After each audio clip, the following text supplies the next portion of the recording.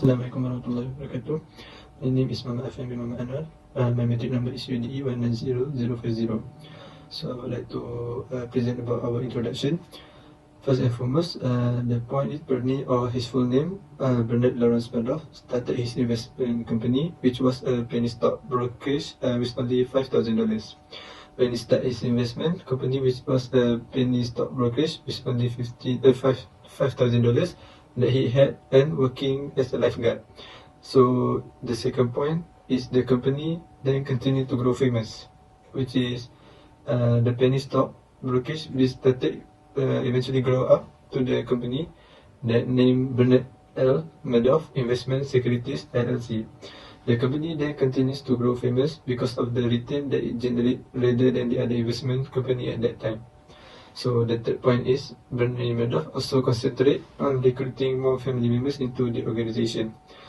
So in 1970, he hired his younger brother, which is Peter Madoff, to help the company that would later become the chief compliance officer of the company. Not long after, his son joined the organization in order to help their father out. Bernard Madoff was the chairman of Bernard L. Madoff Investment Securities LLC. Hi, my name is Muhammad Daniel, DE100053, and today I'm going to be presenting a little bit about the company's internal control. So one of the main reasons why this company was able to do such a long time of Ponzi scheme, which went undetected for decades, is because the auditing for the Bernard Madoff Investment Security LLC was done by Freeling, the head auditor. He was the only person checking on the Madoff investment scheme, which accounted $1 billion of different customers. This shows how lax the company is in monitoring their activities. The next reason is Enrica Costello, it's the financial controller of the Bernard Madoff company, was not a certified public accountant. This tells us that she was not the qualified person to be put in such an important job. Apart from that is the internal control, the governance failure, which is the slow economic return at that time. This Bernard Madoff had pressure on him to do the Ponzi scheme, and that puts pressure on him to stay doing the Ponzi scheme for a long time. So besides that, in the company, there seemed to be poor internal control system as required under GAAP and GAS norms. Freeling, head auditor of the Bernard Madoff company, failed to test the internal control, which resulted to making the fraud effortlessly. Last but not least, factors such as honesty, the operating style of management, ethics, authority structure delegation, and the management process were reduced or even ignored. So that is all from me. Thank you. Hi, Assalamualaikum warahmatullahi wabarakatuh. My name is Kar Shafiq, and today I'll be presenting about the internal control problems and solution for Bernard Madoff Investment Security LLC. So the first thing is the monitoring. Monitoring of internal control is performed through application of both ongoing evaluation and separate evaluation. The auditing file of Bernard Madoff Investment Securities LLC was done by a 3-person accounting firm that was called Freeling and Horowitz. The head of auditing was none other than David Freeling. He prepared audit reports and opinion for Bernard Madoff from 1991 to 2008. Freeling was the only person checking on Madoff investments scheme, which has contained thousands of different customers' accounts with billions of dollars. Being the only auditor in the firm, there is no one else could check the report to give out their second opinion. So Freeling also himself invested around $14 million in Madoff's scheme, which had in turn created a conflict of interest. He also has worked for Madoff for a number of years, and they had developed a very close relationship. Because of that, he are brave enough to help Bernard Madoff hide millions of liabilities in the financial statement. He did not even check if internal control were working, or reporting any strange irregularity in the company did not align with the result. So in conclusion, everything was designed to hide the Ponzi scheme. Therefore, there were not any monitoring activities, separate evaluation, or no action were taken to correct them from doing this fraud. So what LLC should do is hire an integrity and responsible auditor. This is because the auditor was corrupted and led the company to involve in Ponzi scheme, even though he know that is a wrong thing to do in the law. So the next thing is the information and communication. This company also seemed to have a poor internal control. So, as required under GAP and GAS norm, Furling failed to test internal controls, which is Furling took no measures to test in their internal control in areas as the redemption of customer funds by BLMIS, the payment of corporate cost invoice or purchasing of security by BLMIS on behalf of its customer. If they had been reviewed, it would have uncovered the fact that the internal auditor are often responsible for ensuring a sound internal management system aside from external auditor. Currently, under the Bernard-Madoff Shah, there was no routine obligation performed by the internal auditors. Archive of records and implementation outation has been displaced. Proper reporting would make it possible for the work to be investigated and easier to track the scheme. But the internal control system have failed to a large degree in Bernard-Madoff case. Knowledge and contact are one of the 5 internal control. There are a good deal with regulation in Bernard-Madoff business, and the information system played an important part in the Bernard-Madoff scheme because it did not offer transparency into the enterprise to the other official. The very opposite should have been done. So that's all for me. And we'll go to the next slide for my groupmate to present their part. Assalamualaikum warahmatullahi wabarakatuh. I'm from UDE 190054 and today I'm going to presenting about the company internal control. My point is opportunity. It was possible to examine the internal government failure from the viewpoint of the fraud triangle. There are one of the 3 essential elements of a fraud is opportunity. The slow economic return put pressure on Bernard-Madoff. Madoff had all the possibilities within the company to prepare misleading financial statement. The most noticeable opportunity is a lack of internal control system. An internal control system that is well built and operating is the number 1 protection against the fraud. Qualification of staff is my second point. Erica Contelesa was the financial controller of Bernard-Madoff Investment Security, was not a certified public accountant. She signed 1 check of BLMIS to Comet Security Chop to represent the commission payment. She was also the connecting between the company and SEC regarding financial statement. My last point is control environment. Control environment in the business of Bernard-Madoff was not acceptable when factors such as honesty, the operating system of management, ethics, authority structure, delegation and the management process were reduced or ignored. The use of the board of director of audit commit, management philosophy and operating style and human resource policies and practice were particularly important to BMIS. That's all for me. Thank you. Hi, my name is Kugan and my matric number is UDE 190048.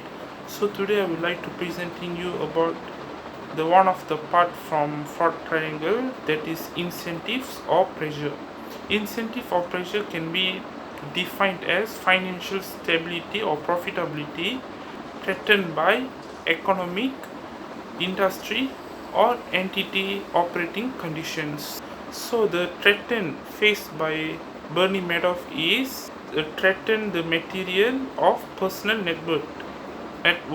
For example, based on Bernie Madoff 1980s case, it seems that he continuously return received by him is around 15% to 20%. Next, Bernard Madoff provide high return that investor unexpected, which is 5 times larger than the amount the investor invests. Then unfortunately the market slowly recovering and decrease below 15%, which put Bernard Madoff under pressure to find alternative solution to create some profit. Because of pressure, Bernard Madoff decided to borrow the investor capital to pay out redeeming investors and started to faking the results by showing big returns to his customers and attracting more customers.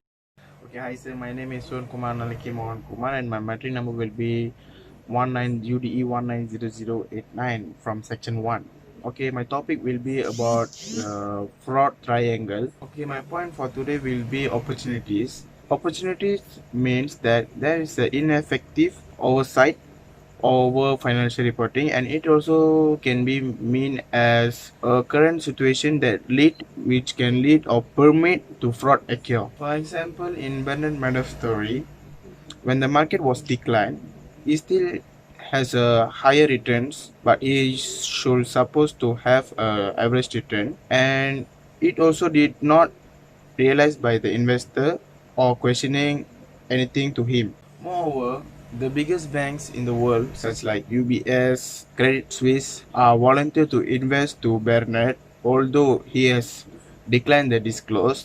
This situation has been made because of the higher return that stated by Bernard. Then Bernard also shows to the investor a fake profit or loss statement and take all their monies and yielding it at 2%.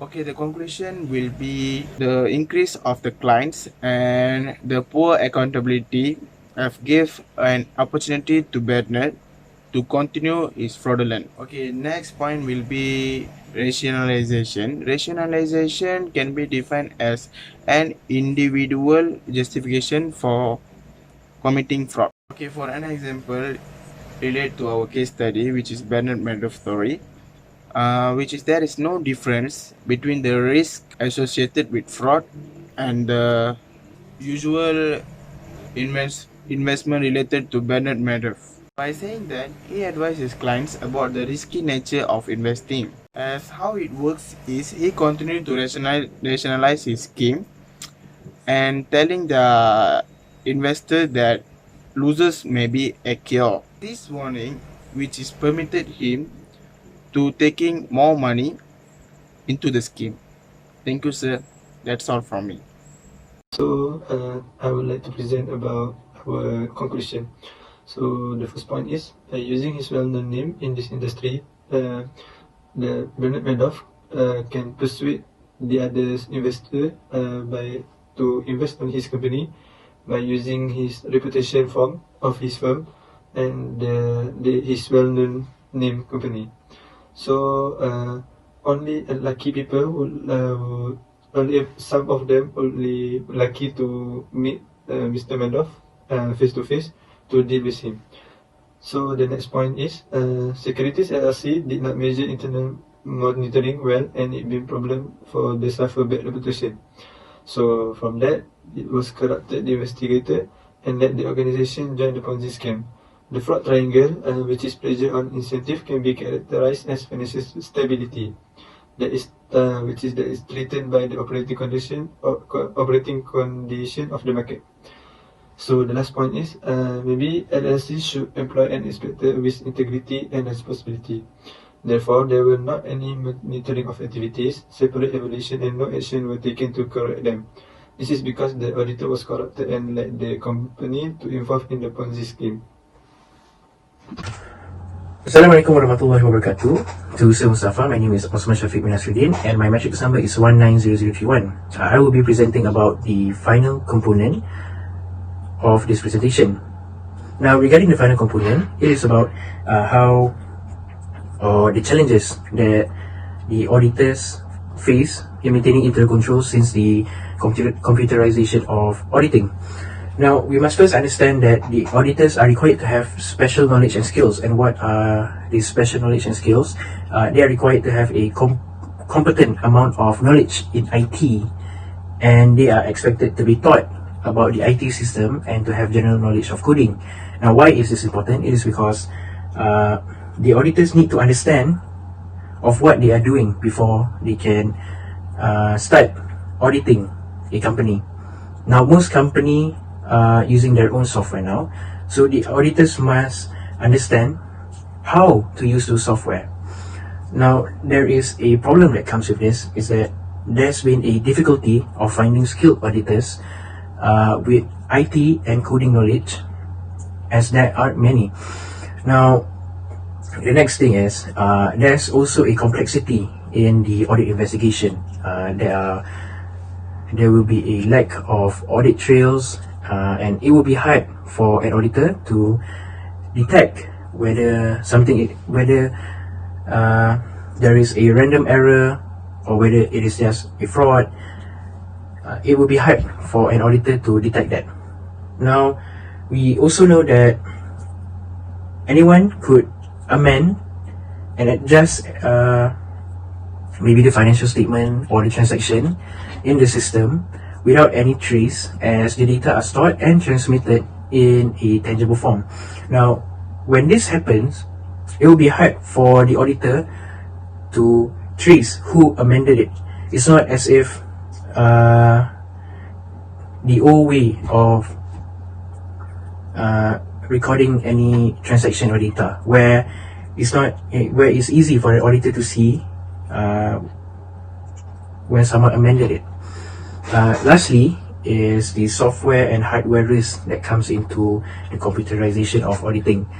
Unauthorized access, any system that has no password protecting it, can be done, especially in vulnerable systems.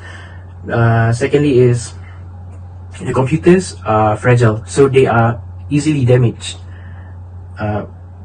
if not taken care properly. And system breakdowns could occur, resulting in a data loss, which would give a severe impact towards the company. And the auditors must also know that every company or every client that they are auditing are using different system. So without any knowledge of IT or any knowledge about the system that their clients are using, it will be hard for the auditors to run their audit. That's all from me. Thank you.